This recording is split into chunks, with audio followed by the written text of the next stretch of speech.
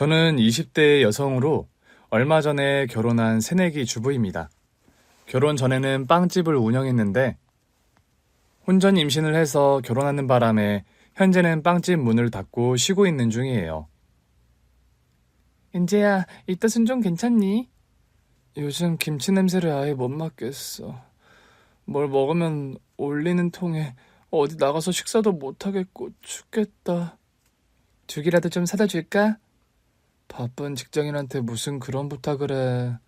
내가 필요한 건 시켜 먹으니까 걱정 마. 이제 네가 의사 남편 만나서 시집 잘 간다고 좋아했는데 입덧으로 고생하는 거 보니까 또 괜히 빨리 시집 보냈나 싶네. 수경아, 누가 들으면 네가 친정엄마인 줄 알겠다. 너나 나나 서로한테 가족이지 뭐. 아니야? 친구 말 맞다나 수경이와 저는 가족이나 다름없는 사이예요.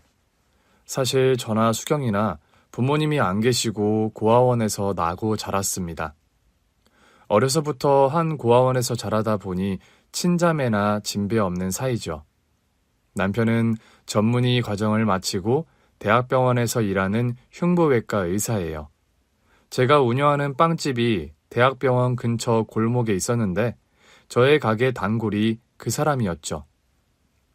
은재야, 요즘도 네 시어머니 너 안 좋아하셔? 분가해서 사니까 딱히 자주 뵐 일은 없어서. 다른 시어머님들 보면 며느리 임신했다고 뭐 챙겨다 주시는 분들도 계시던데 너희 시어머니는 안 그러시니? 수경아, 너 벌써 잊었어? 나 결혼 허락도 겨우 받았는데 임신했다고 날 챙기시겠어? 그래도 네가 임신한 마당에 결혼 물을 수도 없는 노릇인데 좀 잘해주시면 어디 덧나? 나 그런 것까지 바라지도 않아. 솔직히 입장 바꿔서 금이야 오기야 기른 의사 아들 장가 보내는데 고아 출신에 혼전 임신까지 한 며느리가 뭐가 이쁘시겠어. 넌 왜 자꾸 네 가치를 낮춰서 말해. 고아인 게 뭐 네 잘못이야? 임신은 또 뭐 너 혼자서 했다니? 하늘을 봐야 별을 따는 법인데. 수경아, 언제나 너는 내 편 들어줘서 너무 든든하다 내가. 너 병원에서 절대 스트레스 받지 말라고 했다고 들었는데 괜히 네 시어머니 등살에 너 시달릴까 걱정이다. 신혼여행 다녀온 뒤로 딱히 그런 거 없었어. 너무 걱정 마, 수경아. 입덧이든 시어머니 일이든 뭔 일 생기면 꼭 전화하고, 알았지? 알았어. 고마워. 친구와 전화를 끊고 앉아있는데 한숨이 푹 나오는 게 사실이었어요. 축복받지 못하는 결혼을 한 게 사실이었고 여전히 저와 시어머니 사이는 찬바람이 돌고 어색했으니까 말입니다. 그때였어요. 현관벨이 울려서 나가보니까 마침 인터폰에 시어머니 얼굴이 뜨는 겁니다. 연락도 없이 어쩐 일이실까 싶은 생각에 바짝 저도 모르게 겁을 집어먹고 문을 열어드렸더랍니다. 어머니 오셨어요? 그래, 지나는 길에 잠시 들렀다. 어째 너는 시어머니가 왔는데 하나도 반가운 얼굴이 아니다.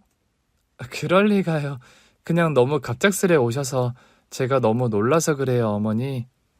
그 말은 그러니까 기별 없이 앞으로는 오지 마라 뭐 그런 뜻이니? 아니요, 제 말은 그런 게 아니라요. 말을 섞으면 섞을수록 뭔가 야단 맞는 일만 생기는 느낌이었죠. 보수적인 성향의 시어머니는 저와 남편이 혼전 임신을 했다는 사실도 무척 탐탁지 않아 하시던 분입니다. 이 뜻은 좀 어때? 울렁거림이 심해서 먹는 걸 조심하고 있습니다. 안 먹혀도 이거저것 골고루 챙겨 먹으렴. 이거 속 안 좋을 때 먹을 만한 과일들 좀 챙겨왔다. 감사합니다, 어머님. 그래도 며느리가 입덧한다고 과일까지 챙겨 오셨구나 싶어서 저는 감사한 마음으로 과일 바구니를 받으려는데 대뜸 그런 말씀을 하시는 시어머니셨어요.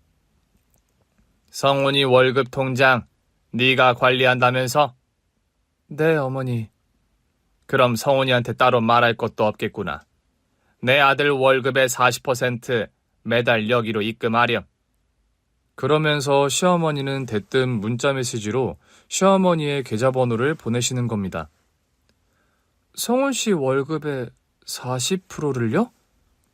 솔직히 다달이 월급의 40%면 적은 금액이 아니었기에 저는 놀랄 수밖에 없었죠. 왜? 싫으니? 시어미가 남편 월급에 감 놔라 배 놔라 하는 것 같아서 듣기 싫어? 아니요, 그런 뜻이 아니라요. 어머니 적은 돈이 아니라서 제가 조금 당황을 해서 그만. 솔직히 속으로 엄청 놀라고 당황한 게 사실이었죠. 남편과 결혼하면서 다달이 시어머님께 얼마간의 생활비와 용돈을 드리기로 약속한 건 사실이었지만 월급의 40%나 되는 금액을 생각한 건 아니었기 때문입니다. 저는 고아원 퇴소 후 20대의 대부분을 제대로 된 옷 한 벌 사입지 않으면서 악착같이 독하게 돈을 모아 조그만 빵집을 오픈한 자영업자였고 남편 역시 자문의 자격증을 취득한 지 얼마 안 된 새내기 의사였기에 저희 부부 경제 사정이 그리 넉넉하다 할 수 있는 형편은 아니었거든요. 그래도 시어머니께서 홀몸으로 얼마나 남편을 지극정성 힘들게 키우셨는지 알기에 저는 일체 불만 표시를 안 하기로 마음을 먹었더랍니다. 알겠습니다, 어머님. 말씀하신 통장으로 다달이 돈 붙일게요. 알았다. 임신 초기에 제일 조심해야 하는 법이니 쉬어라. 딱 용건만 말씀하시곤 자리를 떠나버리시는 시어머니셨어요. 그날 남편이 퇴근했고 저는 시어머니께서 전한 말씀을 그대로 전달했죠.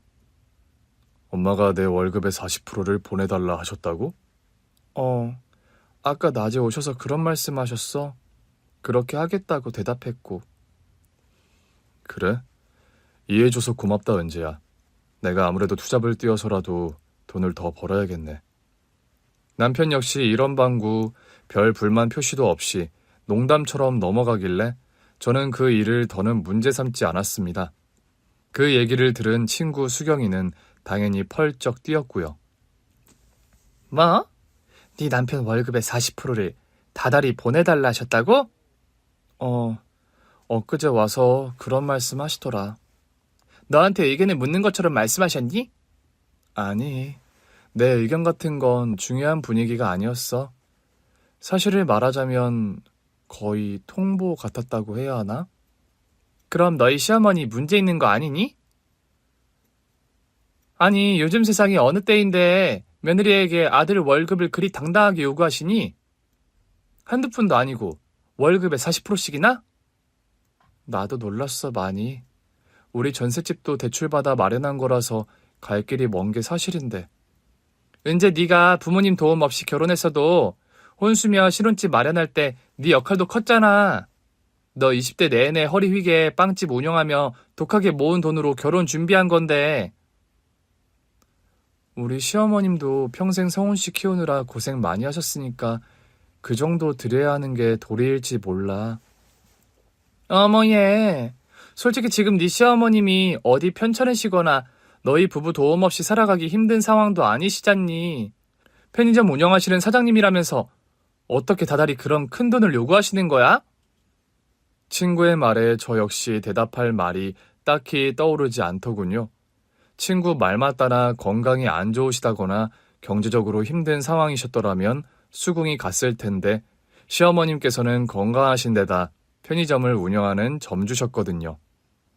그렇다고 통보하듯 말씀하시는데 거기다 대고 태클도 못 걸겠더라. 성훈 씨도 오케이 하는데 내가 뭐라고 그럴 거야. 의사 남편이랑 살면 다 너처럼 그렇게 시집살이 하는 거야? 참, 아무리 그래도 좀 너희 시어머니 너무하신다 얘. 요즘 노후 대비 제대로 안 된 부모님 계시면 내 집 마련 불가능하다는 말까지 나오는 시대에 너 그러다 언제 대출금 갚으려고? 친구 말을 들을수록 저 역시 서운한 감정이 드는 게 사실이었죠. 저는 빵집을 운영하다 가게를 쉬고 있는 형편이라서 있던 돈을 가지고 제 용돈을 쓰는 바람에 쪼들리는 상황이었거든요. 남편 월급을 제가 관리하긴 했지만 월급의 상당 부분이 신혼집 전세자금 대출 이자로 나가는 형편이었고요. 몇 날 며칠을 고민하다 저는 결국 남편에게 말을 하고 말았죠.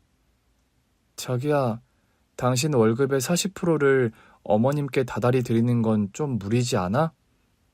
저번엔 오케이 하더니 갑자기 무슨 말이야. 어머님 뜻이 완강하셔서 일단 승낙은 했는데 아무리 생각해도 우리 형편에 다달이 그런 큰 돈을 드리는 건 아직 오바 같아서. 다달이 나가는 집 대출금만 해도 얼만지 당신이 누구보다 잘 알잖아. 물론 나도 알지, 은재야. 그런데 엄마가 그러길 원하신다는데 뭐라고 말씀드리니? 당신이 효자라는 것 나도 잘 알아. 부모님 없이 자랐지만 나 역시 힘들게 키워주시고 공부시켜주신 부모님께 잘해드려야 하는 게 도리란 것도 알고. 그렇지만 우리 형편에 나 이제 출산하고 애 키우려면 한동안 버는 돈은 없이 나가는 돈이 많을 텐데 부담이 되는 금액이라 그렇지. 미안하다, 은재야. 내가 너 이런 걱정 안 할 만큼 돈을 넉넉히 버는 능력자였다면 우리가 이런 얘기할 일도 없었을 거잖아. 안 그래? 성훈 씨, 나는 그런 말이 아니라. 알아. 네가 무슨 말 하고 싶어 하는지. 네가 하는 말 당연하고 네 걱정도 다 당연해. 그런데 지금 당장은 엄마 뜻을 거스를 수가 없어. 내가 어떻게든 좀 해결책을 마련해 볼 테니까 조금만 기다려줄래? 알았어, 성훈 씨. 나도 이런 말해서 미안해. 나도 누구보다 어머님께 잘해드리고 싶은 마음은 당신과 매한가지라는 것만 알아줘. 아니야. 결혼하면 경제적으로든 다른 부분으로든 완전히 독립하는 게 맞는 일이지. 지금 상황이 그렇지 않다 보니까 은재 너에게 내가 미안하다.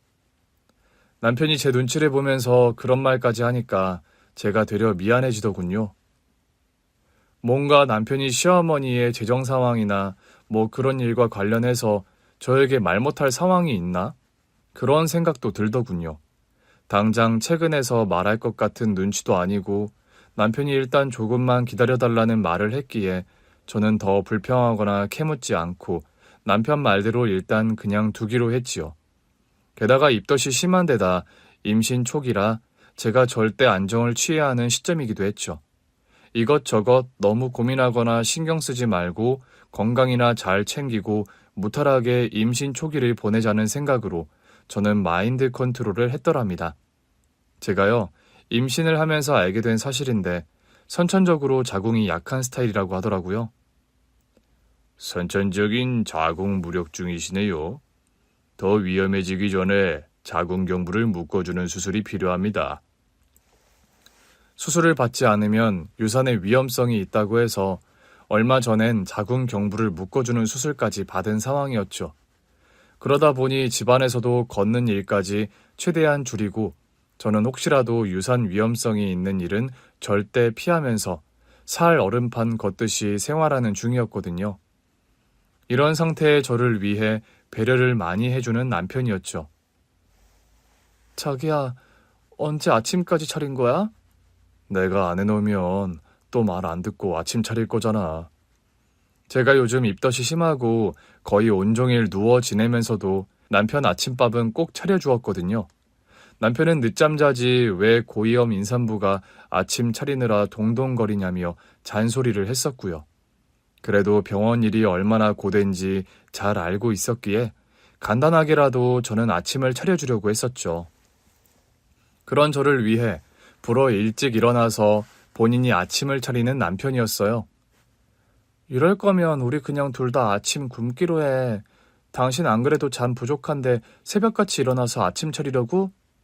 그냥 딱 40분만 일찍 일어나면 돼. 습관되니까 할만해. 걱정 마. 나 시집 참 잘 온 것 같아. 이런 호강하면서 사는 거 보면. 뭐? 이 정도 가지고 호강이라고 그러니? 앞으로 당신 호강할 일 훨씬 더 많이 남았으니까 기대하라고.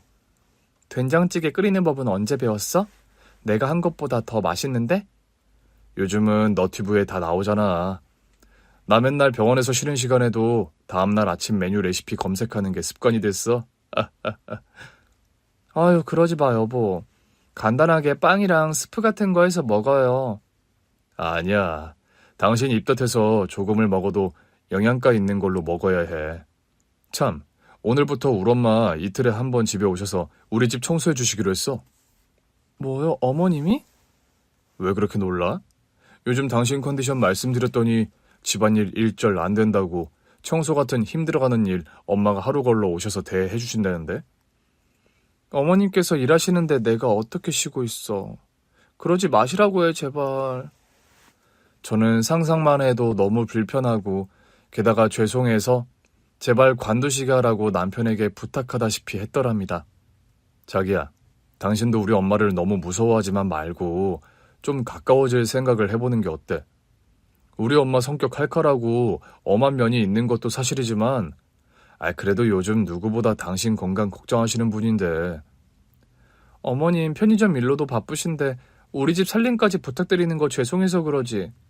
우리 그럴 거면 차라리 시간당 부르는 도우미 아주머니를 부르자.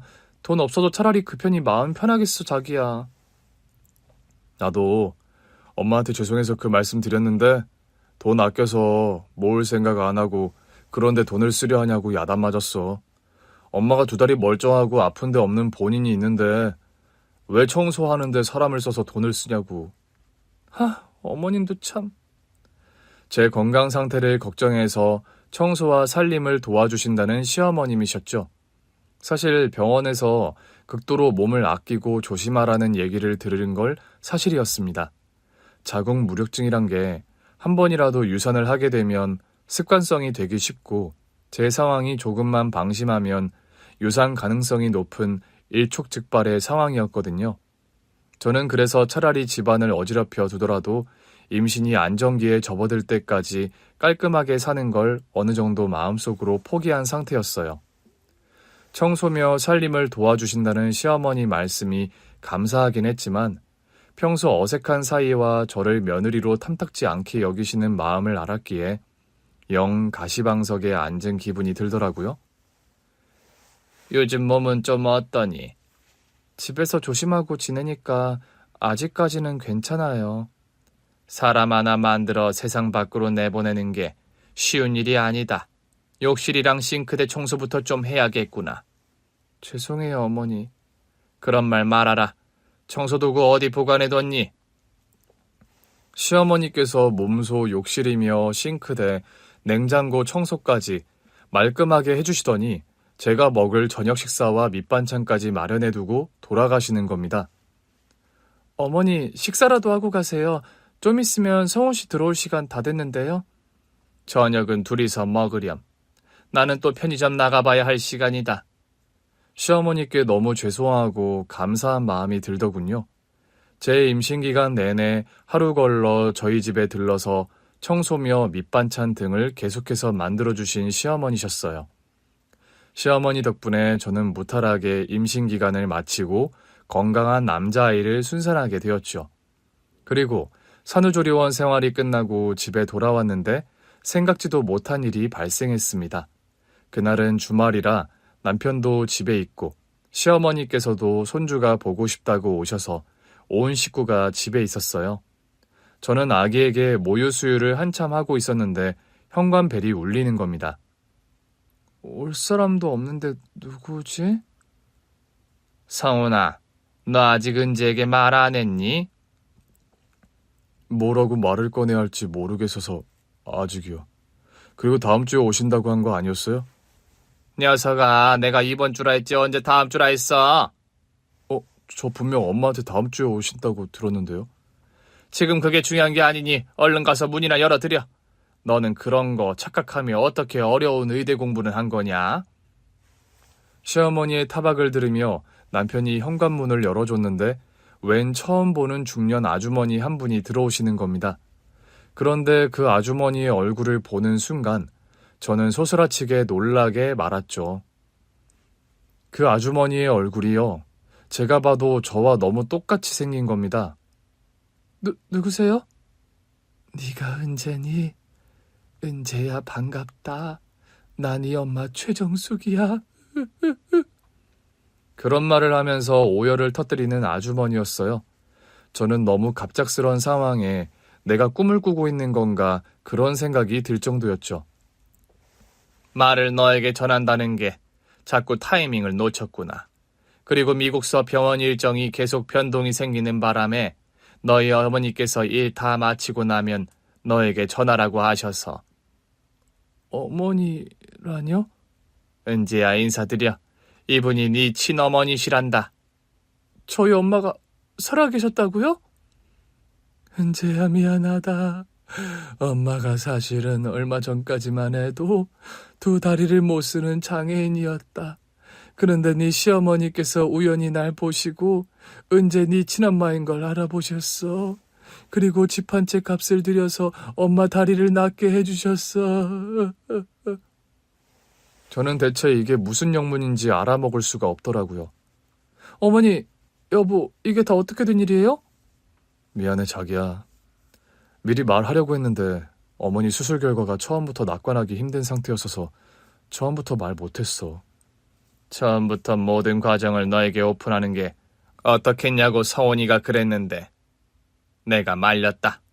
너 알다시피 임신 기간 동안 절대 안정 취하라고 병원에서 신신당부한 상황인데 네가 이러저러한 일로 스트레스 받고 신경 쓰는 일을 만들고 싶지 않아서. 어머니, 그럼 저희 엄마를 찾으신 거란 말이세요? 아니, 대체 어떻게요? 저도 저희 엄마는 돌아가신 분으로 알고 여태 살아왔는데. 지금부터 지난 이야기들 너에게 다 천천히 털어놓으마. 시어머니께 듣게 된 사연은 참으로 놀랍고 기막힌 것이었어요. 저희 시어머니께서요, 사실 10년 넘게 장애인 시설에서 정기적으로 봉사활동을 하고 계십니다. 편의점을 운영하시는 관계로 자주는 못 가지만 한 달에 한두 번은 꼭 복지관에 가서 봉사활동을 이어오고 계셨던 거죠. 너희 엄마를 처음 뵌 날도 봉사활동을 간 날이었어. 그날은 복지관에서 김장을 하는 날이라 나름 단단히 준비를 하고 갔었는데 시어머님께서는 그날도 다른 날과 다름없이 복지관에 봉사를 가신 거였죠. 김장 봉사를 하는 날이라 배추를 절이고 절인 배추를 꺼내 씻고 양념에 버무리는 작업을 한참 하는데 옆에서 휠체어를 타고 열심히 김장을 돕는 한 아주머니가 눈에 보이더랍니다. 저분은 다리도 불편하신 것 같은데 열심히 하시네요. 아, 최말숙 씨요. 하반신 마비 장애가 있어서 늘 휠체어 아니면 거동이 힘드신데 꾸준히 마다 않고 복지관 일에 늘 열심히시죠. 그런데 저분 얼굴이... 휠체어를 타고 김장을 돕는 그 아주머니가 처음엔 좋게 보여서 쳐다봤는데 가까이서 얼굴을 확인한 시어머니는 기함을 할 정도로 놀라시고 말았답니다. 왜냐하면 그 아주머니 얼굴이 제 얼굴과 붕어빵처럼 너무나 똑같았기 때문이죠. 시어머니는 한달음에 김치를 버무리던 고무장갑을 팽개친 채 그 아주머니에게 달려갔죠. 혹시 성함이... 저요, 저 최말숙이라고 합니다. 저기요, 이런 말 좀 이상하게 들릴 줄은 아는데 혹시 딸이 있으세요? 저요? 아니, 왜 갑자기 그런 질문을 하시는 거죠? 그런 말을 하는 아주머니. 아니, 엄마의 눈빛이 심하게 흔들리는 걸 시어머니는 보셨대요. 시어머니께서는 당장 휴대폰에서 제 사진을 꺼내 보여주셨다고 합니다. 엄마 역시 제 사진을 보고 기함할 정도로 놀라시더래요. 얼마 전에 저희 아들이 장가를 갔는데 우리 며느리 얼굴이 아주머니와 너무 똑 닮아서요. 제가 봐도 저와 정말 똑같이 생겼군요. 혹시 며느님 이름이 은재, 서은재 아닌가요? 어머나 세상에, 이름을 아는 거 보니 정말로 그쪽이... 제가 실은 28년 전에 제 딸아이를 고아원에 맡겼어요. 우리 딸이 뱃속에 있을 때 아이 아빠가 명을 달리하는 바람에요. 세상에, 아니 어떻게 이런 일이 있을 수가 있죠. 살다 내 이런 기막힌 우연은 정말 처음이네요. 시어머니 역시 믿기지 않는 현실에 입이 다물어지지 않으셨답니다. 정신을 차린 시어머니께서는 당장 저와 엄마의 유전자 검사부터 의뢰하셨답니다. 모든 정황이 저희 친엄마임이 분명했지만 그래도 사실관계를 확실히 하는 게 좋다는 판단에서였죠. 며칠 후 검사 결과가 나왔고 그분이 제 친엄마임이 밝혀졌고요. 저희 며느리 친어머니가 맞으시네요. 우리 은재가 사장님 며느리라고요? 네, 얼마 전에 결혼식 올렸고 지금 임신 중이에요. 우리 은재 어디 있나요, 지금? 제가 이런 말할 자격은 안 됩니다만. 사돈어른, 이렇게 만난 것도 다 하늘의 인연 같아요. 그런데 서운하게 듣지 마세요. 지금 은재가 컨디션이 영 좋지가 않아요. 임신 초기인데 수술을 받아서 절대 안정을 취해야 하는 상태이고요. 은재가 많이 아픕니까? 자궁이 좀 약해서 애가 안 떨어지게끔 하는 수술을 받고 집에서 누워 지내요.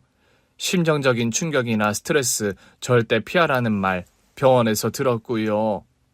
세상에 이를 어쩌면 좋죠?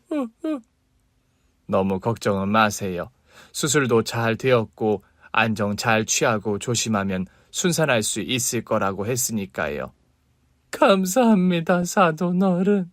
우리 딸아이를 많이 신경 써주셔서요. 아닙니다.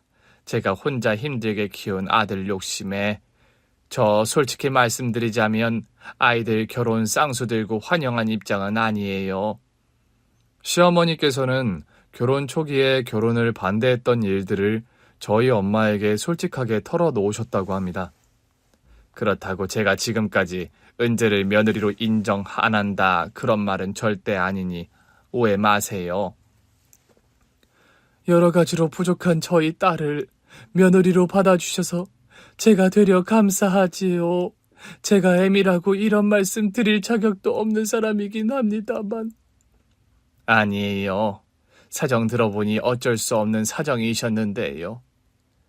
제가 은재 낳았을 때 어떻게든 제가 키워보려 했습니다만 기초수급자 지체장애인 엄마가 아이를 혼자 키우는 건 절대 무리라고 하도 주변에서 성화를 부려서 그만. 반지하 방에 살더라도 우리 은재를 제가 거둘 걸 하는 오해를 많이 했습니다. 여기 복지사 선생님께 들어서 다 알고 있어요. 그때 사부인께서는 형편도 힘드셨지만 또 몸에 종양이 생겨서 위험한 수술을 앞두고 있었다면서요. 그때는 어찌 된 건지 제 살라를 장담하지 못한다는 말까지 병원에서 들어서 은재를 고아원에 맡길 수밖에 없었어요. 갓난이 핏덩이를 떼어놔야 하는 심정이 오죽하셨겠어요. 그렇게 저희 친엄마를 만나게 된 시어머니셨던 겁니다. 시어머니는 당장 저희 친엄마 존재를 남편에게 말했다고 합니다. 그리고 남편에게 그런 부탁을 하셨대요. 성훈아, 은재 어머니 이렇게 만나게 된 것도 하늘의 인연 같다. 이왕 이렇게 된 거 은재 만나실 때까지 우리가 다른 준비를 또 해보는 건 어떠니? 다른 준비라뇨? 내가 알아보니까 미국 유명한 병원에 은재 어머니 같은 분들 다리 수술로 유명한 명의가 있다던데. 엄마 그런 건 언제 다 알아보셨어요?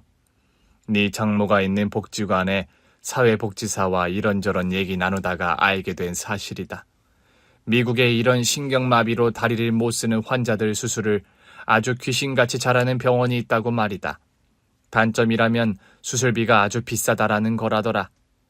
그래서 은재 어머니도 여태 수술받지 못하신 거고. 병원비랑 수술비 정보 좀 알아볼까요? 그래, 우리 선에서 할 수 있는 최선을 다해보자꾸나. 남편과 시어머니가요, 저희 엄마 다리 수술해 주신다고 그렇게 사방팔방 돌아다니며 정보를 얻고 막대한 수술비를 마련하기 위해서 둘이서 동분서주했던 겁니다. 어머님, 그럼 다달이 이 사람 월급에서 40% 달라고 하셨던 게 저희 엄마 다리 수술 비용 때문에 그러신 거였어요? 그래, 이제 와서 얘기지만 그렇게 안 하면 어디 우리 형편의 그 수술비며 병원비를 감당하기 힘들었어. 여보, 어머니께서 그간 모으신 적금 통장 다 헐고 대출도 받을 수 있는 최대치를 받아서 장모님 수술비 마련하셨어. 내가 한 건 당신이 아는 그게 전부야. 내 월급의 40%를 드린 거.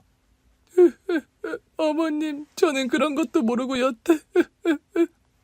사부인, 박서방, 평생 저는 은재 위해서 엄마 노릇 하나 해주진 못했는데 이런 저를 위해 그런 배려를 해주셔서 드릴 말씀이 없어요. 감사하고 죄송합니다. 어머님, 어떻게 제게 한마디 말씀도 없이 이러실 수가 있으세요? 감사합니다, 감사합니다, 어머님. 그동안 괜히 서운했지? 네가 말은 안 해도 네 심정 나도 다 짐작은 갔다.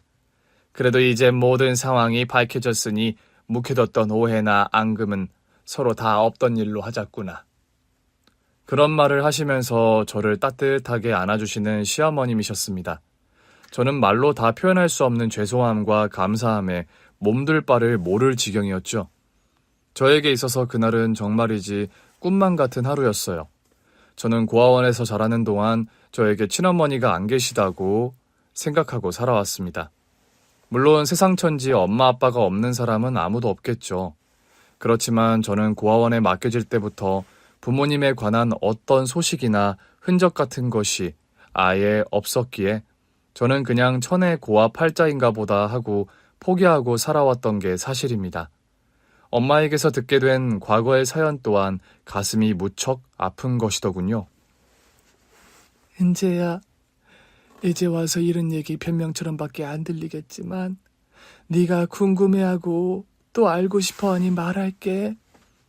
엄마, 저 엄마 원망하고 타박하려는 말을 하려는 게 아니니 다 솔직하게 말씀해 주세요. 그래, 그렇게 하마.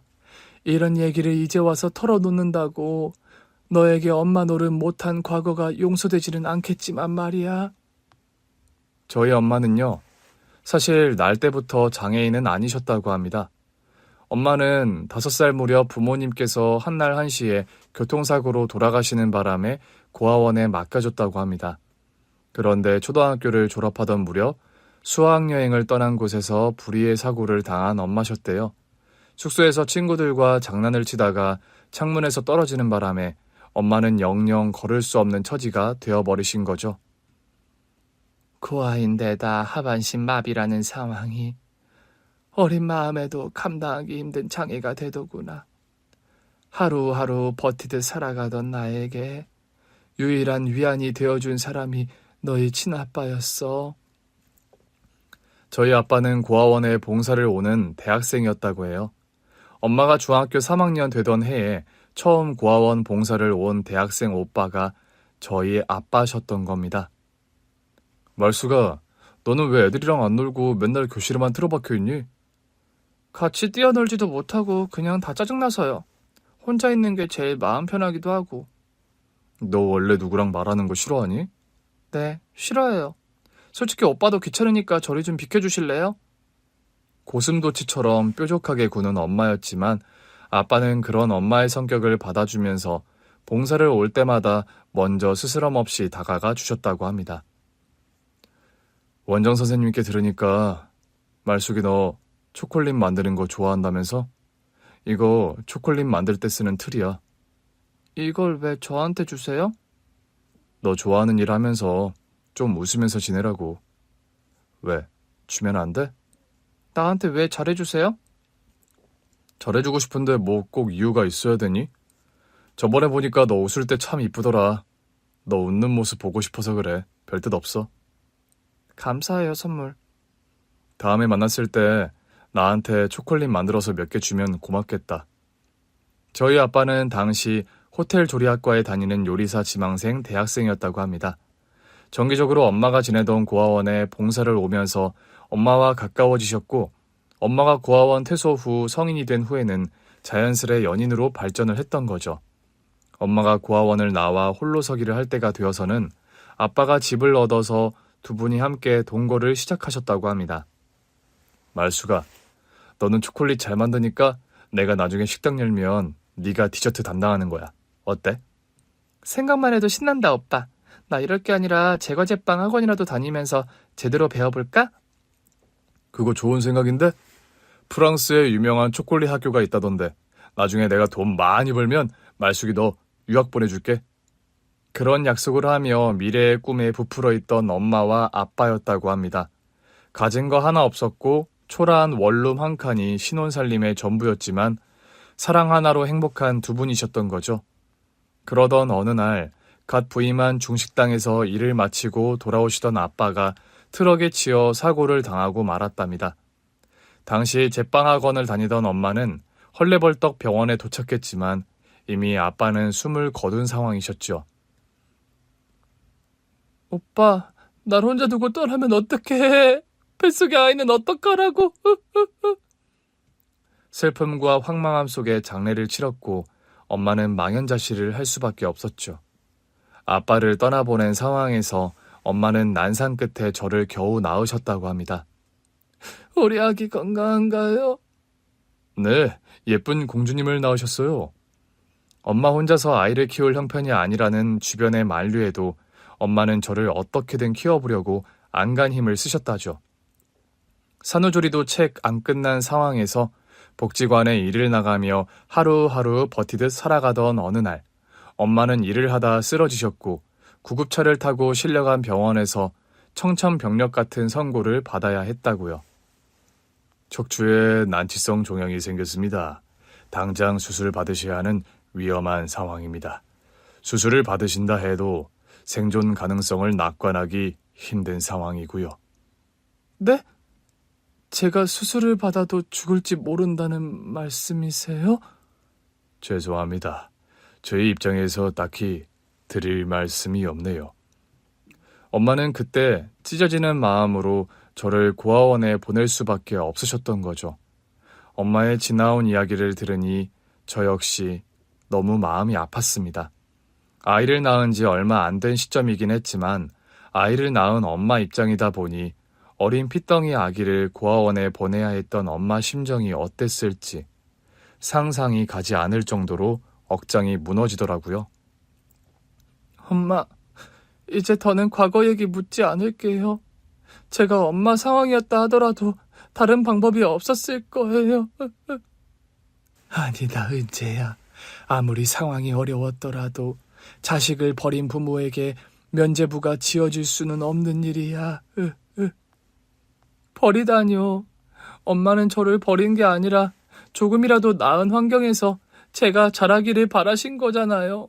이제 저도 엄마가 된 입장에서 엄마 마음 다 이해해요.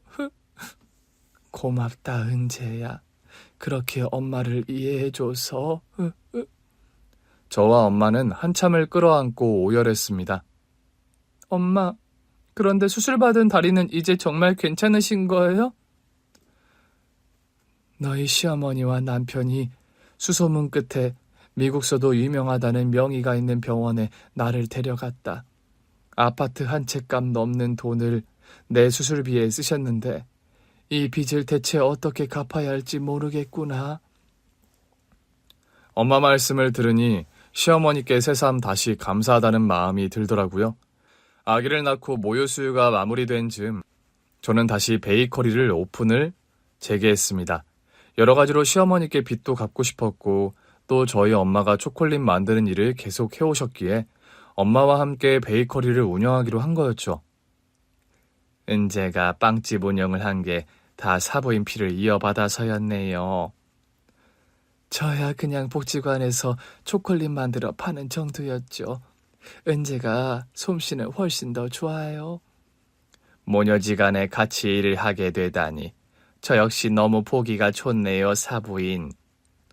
제가 두 다리로 멀쩡하게 걸어 다니게 된 것도 평생 얼굴 보지 못할 줄 알았던 우리 은재를 만나게 된 것도 모두 사부인 덕분이에요. 어머님, 정말 감사드려요. 저에게 이런 꿈 같은 날이 올 거라고 저 생각도 못하고 살아왔는데 저 열심히 일해서 어머니께 진 빚 2배로 갚아드릴 거예요. 너에게 돌려받으려고 한 일 아니니 그런 말은 말거라. 가족끼리 당연히 해야 할 일이었으니까. 시어머니와 엄마와 아이 양육을 번갈아 가며 도와주셔서 저는 베이커리 일에 집중을 해서 매진할 수 있었어요. 시어머니께서 아이를 돌봐주시는 동안 엄마는 가게에 나와서 그날 팔 분량의 초콜릿을 만드셨죠. 예전에는 여기 빵집에 초콜릿은 없었는데 새로운 메뉴인가 봐요? 네, 제가 아이 낳고 가게 재오픈을 하면서 저희 엄마와 같이 운영을 하게 됐어요. 초콜릿 메뉴는 모두 저희 엄마가 직접 만드시는 거고요. 달지도 않고 맛이 너무 고급스럽네요. 빵이나 쿠키에 들어가는 초콜릿도 모두 그럼... 맞아요. 저희 엄마가 다 직접 만드시는 수제 초콜릿이에요. 이 집 빵 맛이야. 예전부터 유명했지만 초콜릿도 너무 맛있네요. 소금빵 10개랑 저기 초콜릿 세트 5개 포장해주세요. 감사합니다. 엄마와 초콜릿은 출시했을 때부터 손님들에게 아주 반응이 좋았답니다. 엄마와 함께 베이커리를 운영하고 나서 가게 매출은 예전보다 훨씬 좋아졌어요. 엄마와 베이커리를 운영하고 나서 1년 만에 저는 운영하는 가게 분점을 3개나 더 오픈할 정도가 되었죠. 엄마, 가게 매출이 다달이 고공행진이에요. 초콜릿 가게를 아예 따로 오픈할까요? 네가 터 닦아놓은 빵집이 유명해서 덤으로 내 초콜릿이야 잘 팔리는 건데 뭐. 장모님 너무 겸손하게 말씀하시는 거 아니에요? 여보, 다음 달에는 분점을 2개 더 오픈하게 될 것 같아.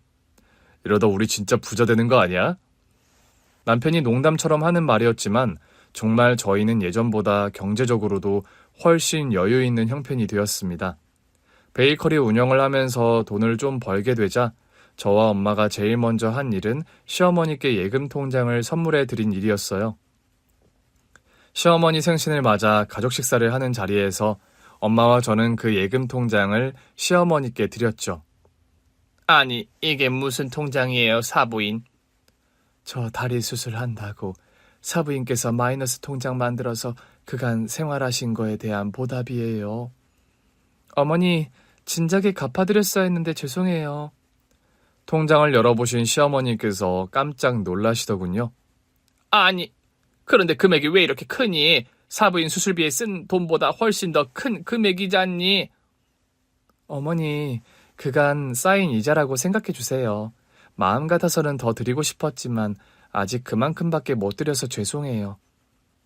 사실 시어머니께서 저희 엄마 수술비에 쓴 돈의 1.5배에 가까운 돈을 마련해서 통장에 넣어드렸습니다. 엄마와 제가 2년 넘게 일하면서 거의 한 푼도 쓰지 않고 모은 돈이었죠. 다른 것도 아니고 제일 감사한 분께 그런 식으로 갚아드릴 수 있다는 것이 저나 엄마나 무척 다행스럽고 뿌듯한 일이었고요. 내가 무슨 돈 장사하려고 사부인 수술 시켜드린 게 아닌데 왜 그러니 은재야? 어머님도 참. 저도 돈 갚아드리려는 게 아니라 감사해서 그런 거예요. 엄마, 그냥 받으세요. 장모님이랑 이 사람 연봉이 이제 제 연봉 곱절인 거 모르시죠? 너도 참 지금 그게 할 소리니? 웃자고 한 농담이고요. 이 사람이랑 장모님 마음 편하게 그냥 받으시라고요. 제가 그만큼 또 은재랑 장모님께 잘할 거니까 걱정 마시고요, 엄마. 제가 아이를 낳은 뒤로 저와 남편은 시어머니 살던 집과 저희 살던 집을 처분해서 좀 더 큰 집을 마련했고 친정엄마와 시어머니까지 모두 모시고 한 집에 함께 살고 있습니다. 저, 남편, 어린 아들, 시어머니와 친정엄마까지 대식구가 한 집에 사는 셈이죠. 제가 어려서부터 줄곧 고아원에 살다 보니까 늘 이렇게 대식구가 복잡거리며 한 집에 모여 사는 것에 대한 로망이 있었어요. 나중에 결혼해서 가정을 꾸리면 저는 아이도 적어도 셋은 낳아 기를 작정이었죠. 그런데 기적처럼 엄마와 재회하고 시어머님까지 모시고 대가족을 이뤄서 한 집에 사는 일상이 꿈만 같은 저입니다. 저와 엄마가 운영하는 초콜릿 베이커리가 분점 10호점을 달성했을 무렵 저는 엄마를 위한 작은 선물을 마련했어요. 엄마, 예전에 아빠랑 했던 그 약속이요. 무슨 약속 말이니? 아빠가 결혼해서 돈 많이 버시면 엄마 프랑스 초콜릿 학교 유학 보내주신다고 했다면서요? 그 말을 여태 기억했구나. 너희 아빠 살아생전 그런 약속을 하긴 했었지. 엄마, 그 약속 제가 지켜드리고 싶은데 어떠세요? 은재 네가? 저 베이커리 사업 이만큼 키울 수 있었던 거 다 엄마가 계셔서 가능했어요. 분점도 10호점까지 나왔는데 엄마도 재충전 필요하신 것 같기도 하고 더 늦기 전에 아빠가 하셨다는 약속 제가 대신 지켜드리고 싶어서요. 네 마음은 기특하다만 엄마가 이 나이에 가능할까? 엄마도 참 요즘 100세 시대인 거 모르세요? 회사 다니다 40, 50대에 다들 다시 대학도 가고 하는 시대인걸요? 엄마는 한동안 좀 고민을 하시다 결국 유학을 떠나기로 결정하셨어요. 국내에서 필요한 시험을 준비하셨고 당당히 프랑스 유학길에 오르게 된 엄마셨죠. 엄마가 유학을 떠나시기 전 엄마 손을 잡고 아빠가 쉬고 계신 납골당에 다녀왔습니다. 여보, 저랑 은재 왔어요. 엄마는 손수 만드신 화이트 초콜릿을 아빠 납골당 안에 넣어드렸습니다. 네 아빠가 살아생전 엄마가 만든 이 화이트 초콜릿을 참 좋아하셨단다.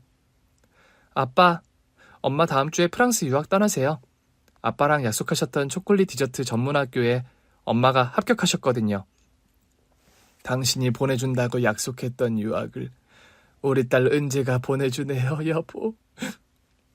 말씀 끝에 어쩔 수 없이 눈물을 왈칵 쏟는 엄마셨습니다. 엄마가 프랑스 유학을 떠나시는 날, 온 식구가 인천공항에 마중을 나갔더랍니다. 사부인, 모쪼록 유학 무탈하게 잘 마치고 돌아오세요. 제가 지금 혼자 떠날 상황이 아닌데 죄송해요, 사부인. 그런 말씀이 어딨나요? 집안일 걱정은 마시고 잘 다녀오세요. 출국장으로 들어가는 엄마의 뒷모습을 보는데 마음이 참 뭉클하면서도 복잡한 생각이 들더군요. 반백의 머리를 하고 조금씩 사라져가는 엄마의 뒷모습을 보고 있자니 저도 모르게 눈물이 쏟아지더라고요. 당신도 같이 떠나야 하는 거 아니었나 모르겠네. 아니야. 난 한국에서 베이킹 공부할 만큼 했어. 유학을 간다 해도 엄마 다녀오시고 나서. 그 말은 장모님 다음 타자는 당신이라는 말로 들리네. 남편 말에 저는 그냥 대답 없이 빙그레 웃어주었습니다. 엄마의 지나온 인생이 어떠했는지를 알기에 일단 지금은 엄마가 공부를 하러 떠나시는 길을 마음껏 축하해드리고 싶은 마음이 컸거든요. 유학을 떠난 엄마는 다행히 그곳 생활에 잘 적응을 하시는 모양이더라고요. 적은 연세가 아닌데 젊은 사람들 틈에서 혹시 힘드시진 않을까 걱정하던 게 기우일 정도로요. 영상통화를 할 때면 현지의 젊은 친구들과 화기애애하게 수업도 받고 실습하는 모습을 가끔 보여주실 때가 있어요. 프랑스어 실력도 눈에 띄게는 엄마였습니다. 사부인 참 여러모로 대단하시다, 은재야. 나라면 저 나이에 타국 나가서 저리 적응 잘 못했을 것 같다. 이게 다 어머님 덕분이죠 뭐. 어머님 아니었음 아직도 저희 엄마 다리 불편하셨을 거고 유학 엄두도 못 내셨을 거예요. 수술 결과가 좋아서 다행이었지 뭐. 어머님, 다시 한번 너무 감사드려요. 저희 엄마 찾아주신 거, 또 미국까지 가서 수술까지 받게 해주신 거 모두 다요. 은재야, 이제 가족끼리 그런 인사치레 그만하자. 나야말로 고맙다. 네가 우리 집 며느리로 들어와 줘서. 그러니 이렇게 귀엽고 금쪽 같은 손주도 얻은 거 아니니? 엄마도 참. 옛날에 저 속도 위반으로 혼전 임신했다고 등짝 스매싱 하실 때는 언제고요? 이 녀석아, 지난 일 이제 와서 끄집어내서 뭐해? 너는 그렇게 눈치가 없어서 어찌 그 어렵다는 의대 공부는 했니? 그러게 말이에요, 어머니. 공부머리랑 요런 센스는 상관이 별로 없나 봐요. 웃음꽃이 터지는 저희 세 사람이었습니다. 결혼 전에 혼전 임신해서 시어머니의 결혼 반대에 부딪혔을 때는 제가 이런 화목하고 따뜻한 가정을 일구게 될 거라 생각하지 못했었어요. 지금 이렇게 아무런 불화 없이 대가족이 모여 행복한 일상을 보낼 수 있음에 무척 감사할 따름입니다. 베이커리 사업이 잘 되고부터 저와 엄마는 정기적인 후원 사업도 하나 시작했어요. 제가 유년기와 사춘기 시절을 보낸 고아원과 엄마가 나고 자란 고아원에 정기 후원 협약을 맺었습니다. 두 군데의 고아원에 정기적으로 후원금을 보내는 일이 쉬운 일은 아니지만 저와 엄마는 사업을 해나가는 동안 후원을 계속하기로 약속했어요. 평생 얼굴 한번 보지 못했을 뻔한 엄마를 이렇게 기적처럼 재회해서 살 수 있음에 제가 하고 싶고 잘할 수 있는 일을 해서 돈을 벌고 또 제가 베풀 수 있는 곳에 베푸는 삶을 살 수 있음에 늘 감사한 마음을 가지고 살아가려 합니다. 따지고 보면 저희 시어머니께서 저희 엄마를 만날 수 있었던 것도 모두 10년 넘게 이어오신 봉사활동 덕분이었습니다. 선한 끝은 있어도 악한 끝은 없다. 옛날 어른들이 하시는 고루한 말씀이라 생각했는데 이 말이 정말 틀린 말이 아닌 것 같아요. 시어머니의 작지만 그 꾸준한 선한 실천이 지금의 모든 기적의 원동력이 되었음은 두말 할 나위가 없으니까요. 지나온 삶을 돌이켜보면 저 역시 제가 이만큼 행복한 삶을 살 수 있을 거라 기대를 안 했었습니다.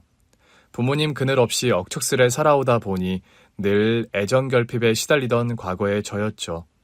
그래도 포기하지 않고 제가 할 수 있는 일에 최선을 다하면서 내일은 오늘보다 조금은 나으리란 희망을 놓지 않고 살아왔던 것이 지금 삶의 원동력이 되었던 것 같아요. 좋은 방향으로 버티고 버티다 보면 나에게 갈급한 것들을 언젠가는 상으로 내려주시는 게 저 놓은 곳에 계신 분들의 칭찬법이란 생각도 듭니다. 지금 혼자이고 사는 것이 고단하더라도 절망하지 않으셨으면 합니다. 내일은 내일의 해가 뜨고 일출 직전이 가장 어둡다는 그 단순한 진리가 살다 보니 정말 맞는 말이다 싶더라고요. 긴 얘기 경청해 주셔서 감사합니다. 여러분 가정에도 평안과 행복이 가득하시길 기원합니다. 오늘 준비한 사연은 여기까지입니다. 재미있게 들으셨다면 구독과 좋아요, 알림 설정까지 눌러주세요. 그럼 저는 다음 사연으로 찾아뵐게요. 오늘도 건강하고 행복하세요.